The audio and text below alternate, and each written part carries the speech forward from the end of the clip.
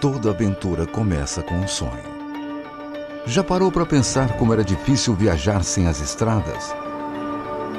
Esse foi o desafio encarado por 3 brasileiros no início do século passado.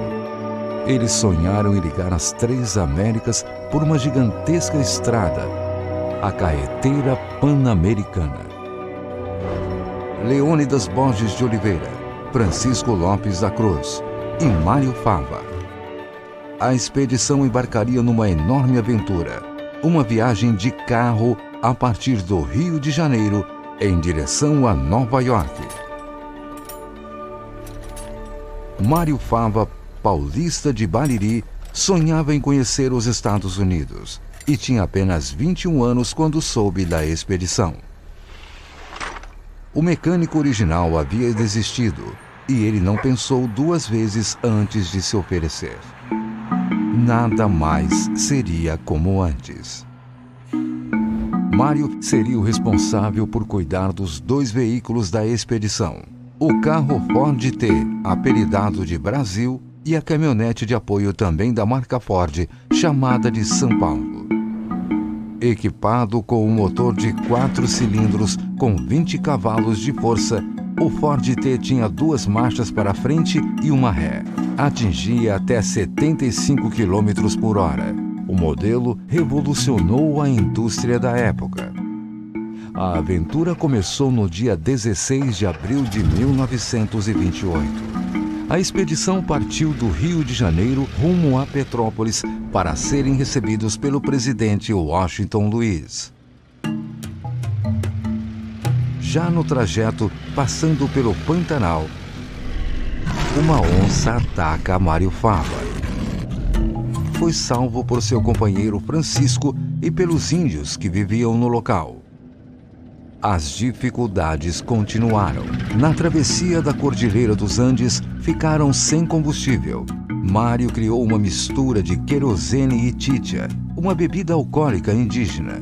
E para lubrificar o motor, o mecânico usou gordura de porco e de lhamas. Também o frio rigoroso exigiu criatividade do mecânico de Bariri. Para não congelar a água, ele esvaziava os radiadores à noite e os abasteciam novamente pela manhã. No Peru, a caminhonete São Paulo atravessava um penhasco quando deslizou e caiu. O mecânico ficou entre a vida e a morte. Foram muitos desafios. Boa parte do caminho foi aberta com pás e dinamite. Não havia celular, internet e nem GPS. E equipamentos como sextante e teodolito eram necessários para o mapeamento. Na Colômbia, o fim se aproximou novamente. A expedição passou 4 meses perdida na selva. Debilitados, os 3 aventureiros já estavam sem comida e água. Mais uma vez, conseguiram sair da mata com a ajuda de índios. Para atravessar os pântanos do Panamá, os 2 veículos precisaram ser desmontados. E assim seguiram viagem passando por 15 países, homenageados por onde passavam. Chegaram aos Estados Unidos em 1936 e permaneceram até 1938.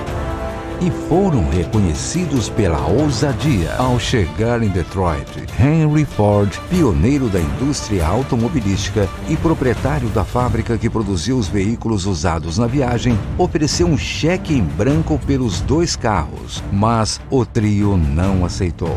Queria os veículos no Brasil. Em Washington, os aventureiros foram recepcionados na Casa Branca pelo presidente Franklin Roosevelt como heróis do desenvolvimento.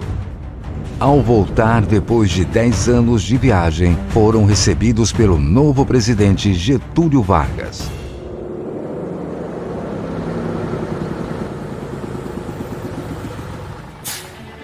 Mário Fava retorna a Bariri para reencontrar sua mãe.